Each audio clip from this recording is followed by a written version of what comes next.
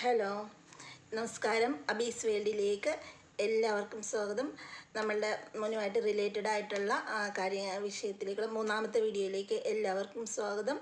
ആദ്യമേ തന്നെ ഞാൻ പറയുന്നു, എൻ്റെ വീഡിയോ കാണുന്ന എല്ലാവരും എന്നെ സപ്പോർട്ട് ചെയ്യണം, ലൈക്ക് ചെയ്യണം, കമൻറ്റ് ചെയ്യണം, ഷെയർ ചെയ്യണം. ഞാൻ ഈ പറയുന്ന കാര്യങ്ങൾ എവിടെയെങ്കിലുമൊക്കെ നിങ്ങൾക്ക് ഉപകാരപ്രദമാകും. കാരണം ഇത് ഞാൻ ഈ പറയുന്ന എന്ത് കാര്യവും എൻ്റെ ലൈഫ് എക്സ്പീരിയൻസ് എന്ന് പറയുന്നതാണ്. അല്ലാതെ ഞാൻ പുറത്ത് പോയിട്ട് വേറൊരാളുടെ ലൈഫിൽ കടമെടുത്ത് അല്ലെ വേറെ മക്കളെ കണ്ട് വേറെ അമ്മമാരെ കണ്ട് പറയുന്നതല്ല. ഞാൻ ഈ ഒരു കാര്യത്തിൽ ഞാൻ എന്ത് കാര്യങ്ങൾ പറഞ്ഞാലും, ഈ ഒരു കാര്യം എന്നല്ല, ഞാൻ പറയുന്ന മിക്ക കാര്യങ്ങളും, പ്രത്യേകിച്ച് ഈ മക്കളുടെ കാര്യത്തിൽ ഞാൻ ഈ പറയുന്ന കാര്യങ്ങൾ മുഴുവൻ എൻ്റെ സ്വന്തം ലൈഫിൽ നിന്ന് എടുത്ത് ഞാൻ പറയുന്ന കാര്യങ്ങളാണ്.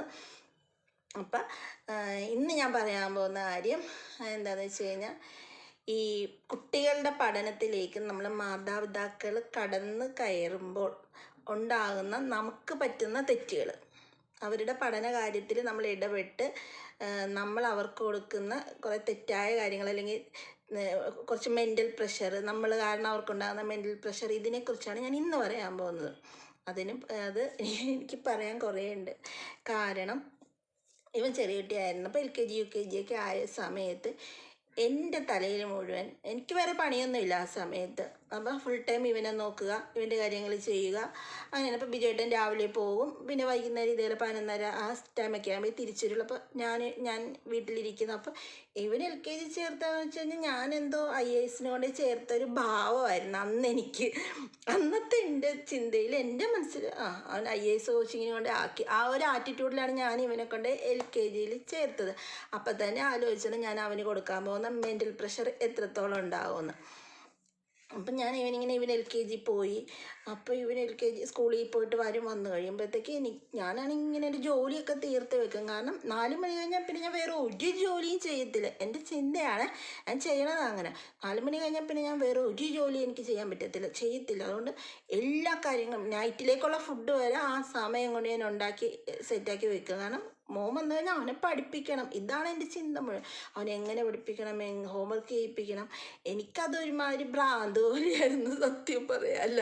ആ സമയത്ത് ബിജുവേട്ടൻ എന്നോട് പറയാൻ, നമ്മൾ ഇങ്ങനെയൊന്നും പഠിപ്പിക്കേണ്ട, അവൻ പഠിച്ചോളൂ എന്ന് പറഞ്ഞപ്പോൾ ഞാൻ പോയി ചേട്ടാ, അങ്ങനെയൊന്നും പറയില്ല, അവൻ പഠിക്കണം. ഇത് തന്നെയായിരുന്നു എൻ്റെ ചിന്ത. അങ്ങനെ ഞാൻ അവനെ കൊണ്ട് ഹോംവർക്കൊക്കെ ഇരുത്തി എഴുതിപ്പിക്കും. അതൊക്കെ നല്ല കാര്യം തന്നെയാണ്. പക്ഷേ ഇത് ഭയങ്കര പ്രഷർ കൊടുത്ത്, അങ്ങനെ എഴുതടാ, ഇങ്ങനെ എഴുതടാ, അത് ശരിയായില്ല, ഇത് ശരിയായില്ല. കൊച്ചു LKGയിലായിട്ടുള്ളേ, ഓർക്കണം. അങ്ങനെ അവൻ പഠിച്ച്, അങ്ങനെ അവൻ പഠിക്കുകയൊക്കെ ചെയ്ത്, അങ്ങനെ ഹോംവർക്കൊക്കെ ചെയ്ത് പരീക്ഷ എഴുതിക്കൽ ഇങ്ങനെയൊക്കെയായിരുന്നു. അപ്പം എൻ്റെ മനസ്സിൽ ഓവൻ ഫസ്റ്റ് മേടിക്കണം, ഇതാണ് എൻ്റെ മനസ്സിൽ. ഈ ഫസ്റ്റ് എന്നുള്ള ചിന്ത ഞാൻ കൊണ്ടുപോയി ആ കൊച്ചിൻ്റെ തലയിലും കൊണ്ട് വെച്ചു കൊടുത്ത്. അവിടെ ഇന്ന് പരീക്ഷയുണ്ട്, ഇന്ന് ക്ലാസ് ടെസ്റ്റ് ഉണ്ടാകും, നീ 10ൽ 10 മാർക്ക് മേടിക്കണം കേട്ടോ. സ്കൂളിൽ പോകണ കൊച്ചിനോട് പറഞ്ഞു കൊടുക്കണേ, ഇങ്ങനെ നീ 10ൽ 10 മാർക്ക് മേടിക്കണം. കൊച്ചിന് ടെൻഷനാണ്. അവിടെ സ്കൂളിൽ ചെന്നിരുന്നിട്ട് ഇനി 10ൽ 9 ആയിപ്പോയി കഴിഞ്ഞാൽ അമ്മ എന്നെ വഴക്ക് പറയുമോ? 9 വന്നാൽ ഞാൻ വഴക്ക് പറയും, അതാണ് അതിൻ്റെ രസം. 9 വന്നു കഴിഞ്ഞാൽ ഞാൻ പറയും, എന്ത് 1 മാർക്ക് എവിടെ പോയി, ഞാൻ ഇത്രയും നന്നായിട്ട് പഠിപ്പിച്ചല്ലേ എന്നൊക്കെ ഞാൻ ചോദിക്കും. അങ്ങനെ അവൻ കുറേ നാൾ അങ്ങനെയായിരുന്നു അവൻ്റെ പഠന രീതി. ഭയങ്കര സ്ട്രിക്റ്റ് ആയിരുന്നു, ഒരു തരം വൃത്തികെട്ട സ്ട്രിക്റ്റ് ആയിരുന്നു.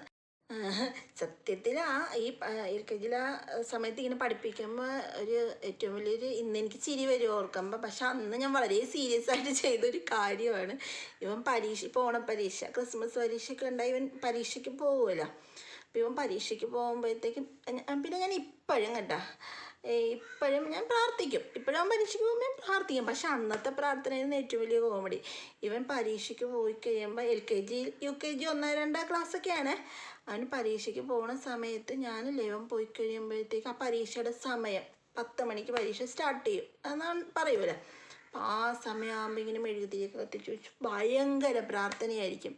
LKGയിൽ UKGയിൽ പഠിക്കുന്ന കൊച്ചിന് ഓണപ്പരീക്ഷയും ക്രിസ്മസ് പരീക്ഷയും ഒക്കെ നടക്കുമ്പോൾ എൻ്റെ ഇതാ പറഞ്ഞത്, പ്രാർത്ഥന എന്ന് പറഞ്ഞു കഴിഞ്ഞാൽ ഇങ്ങനെ ഞാനിപ്പോൾ ക്രിസ്ത്യനാണ്. അപ്പോൾ ആ ക്രിസ്ത്യൻ പ്രെയർ മുഴുവൻ, എന്തൊക്കെ പ്രെയർ ഉണ്ടോ, ഏതൊക്കെ പുണ്യാളന്മാരുടെ നൊവേനുണ്ടോ, എത്ര നന്മ നിറഞ്ഞ മറിയമേ ചൊല്ലിയാലും മതിയാവാത്ത രീതിയിൽ ആ പരീക്ഷയുടെ സമയം തീരുന്നത് നോക്കി, ഇത്ര മണി തൊട്ട് ഇത്ര മണി വരെ പരീക്ഷ എന്നല്ല, 10 മണി തൊട്ട് 12 മണി വരെ. ഈ 10 മണി തൊട്ട് 12 മണി വരെ എനിക്ക് എന്തൊക്കെ പ്രെയർ ചെല്ലാൻ പറ്റും അത്രയും പ്രെയർ ഞാൻ ചൊല്ലുമായിരുന്നു.